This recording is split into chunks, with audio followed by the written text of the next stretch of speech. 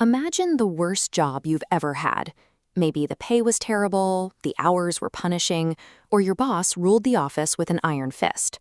If the conditions get bad enough, most of us will eventually submit our 2 weeks' notice. But imagine if, instead of quitting, you and your coworkers decided to steal the company delivery trucks and form an outlaw, worker-owned cooperative. For thousands of sailors working in the 1600s and 1700s, that exact scenario wasn't a hypothetical HR nightmare.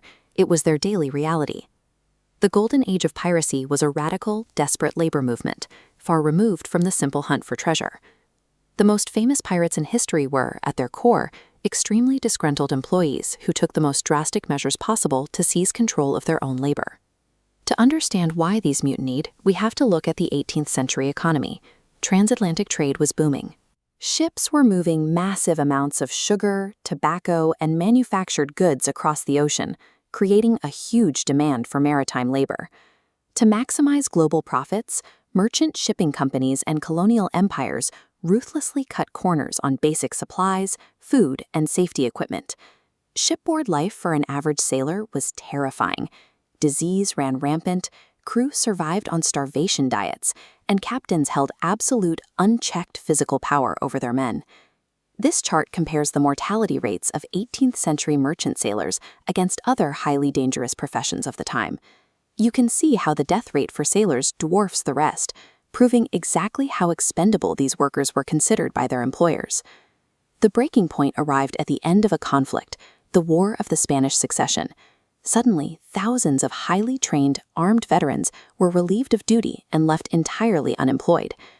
These veterans faced a stark choice. They could endure a short, miserable life being abused and starved on a legitimate merchant vessel, or they could choose a short, free life making their own rules under the black flag. The brutal, unregulated conditions of legitimate maritime trade created a pressure cooker. By pushing workers to the absolute limit, global empires effectively manufactured their own worst enemy. Every pirate ship functioned as a highly organized system with its own set of enforceable rules. This chart compares a Royal Navy hierarchy to a pirate crew. The Navy operates top-down, but the pirate crew uses a circular system, electing their own captains. If a leader showed cowardice, the workers simply voted him out and replaced him. The only time a pirate captain held absolute authority was in the heat of battle, because a ship needs a single commander to survive. Outside of combat, pirates govern themselves with strict codes of conduct. Failing to properly clean and maintain your own weapons, for example, was a punishable offense. Discipline was entirely self-imposed. This chart contrasts wealth distribution. On a merchant vessel, the majority of the profits go to the owners and the captain.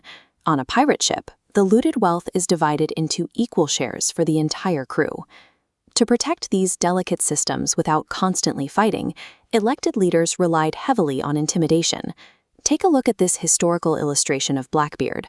By tying smoking fuses into his beard, he created a terrifying personal brand, designed to force enemies to surrender before a single shot was fired.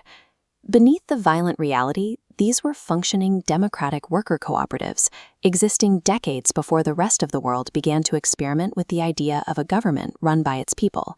The Golden Age of Piracy was a direct, inevitable reaction to a booming, exploitative global economy.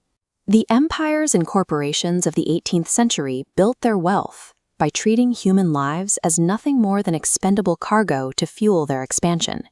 They were undeniably violent outlaws, but they managed to build systems that guaranteed a vote and a fair share of profits to some of the poorest men on Earth. Their historical rebellion taps into a very modern, universal desire for workplace fairness and basic dignity. It was the freedom to control your own destiny. That Jolly Roger represents the ultimate strike banner of the 18th century working class.